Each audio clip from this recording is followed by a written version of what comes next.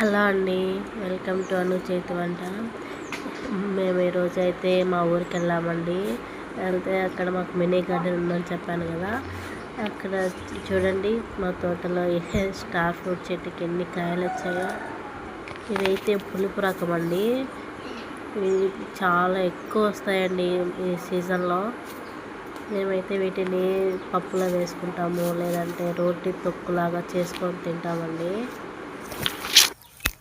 పిల్లలు ఇష్టంగా తినే జాము, కిసాన్ జామ్ ఉంటుంది కదా, అట్లయినా దీన్ని ఇట్లా స్టార్ ఫ్రూట్తో జామ్ చేసుకోవచ్చు బెల్లం వేసుకొని. రెసిపీ కావాలంటే అడగండి, నేను చేసి పెట్టాను.